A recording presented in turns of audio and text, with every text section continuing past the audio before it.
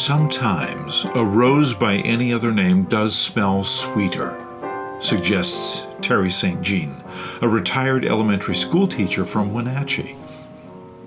An amateur historian and preservationist, she's devoted considerable time and effort to restoring historic homes.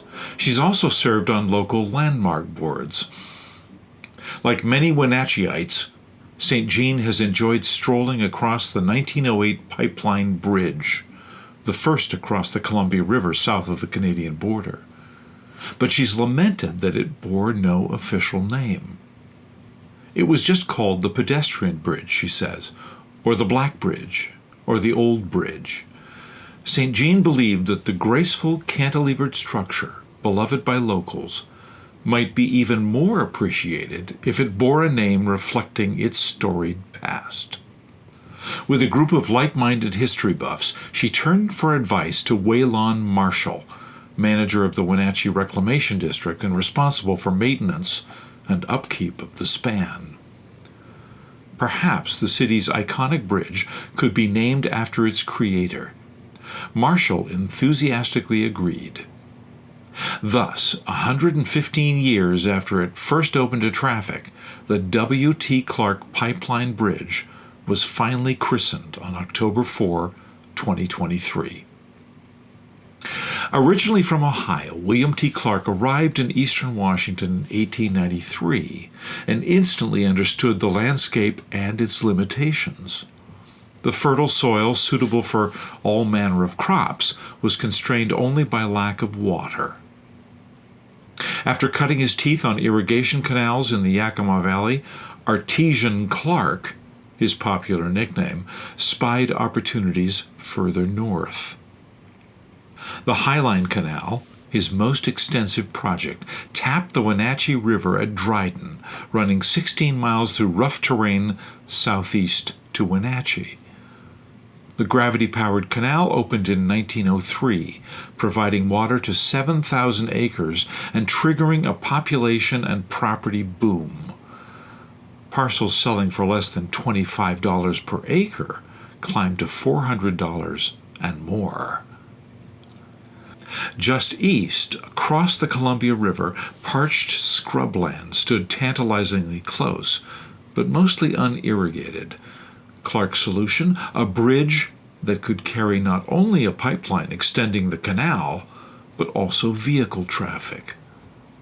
He enlisted investors including James J. Hill, director of the Great Northern Railroad, and Seattle business leader Thomas Burke, both eager to further expand and profit from arable land. Completed in 1908, the combined highway and pipeline bridge reclaimed 4,000 acres of East Wenatchee, luring another 6,000 settlers within months. The pipeline opened up development in Douglas County, Marshall says, and still serves water 6 dry months of the year, 24 hours a day, at 24,000 gallons per minute. Now part of Wenatchee's 11-mile Apple Capital Loop Trail, the W.T. Clark Pipeline Bridge adds a name to a sweet bloom of regional history. In our then photo, looking west circa 1908, this photo shows the first bridge to span the Columbia River south of Canada. Its 1,060-foot cantilevered steel structure extended the Highline Canal to parched East Wenatchee, while providing passage for pedestrians, horses, and vehicles. In our first now photo, enthusiastic supporters of the newly monikered W.T. Clark Pipeline Bridge gather at its east end.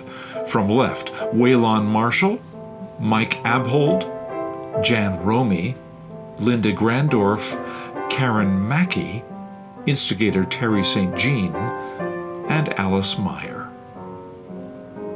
In our second now photo, marking the bridge's name change, this plaque was installed by the Wenatchee Reclamation District on October 4, 2023.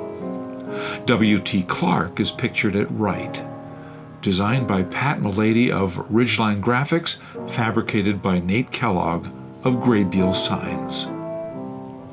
Our third now photo shows a view of the pedestrian bridge looking southwest on a balmy early October afternoon.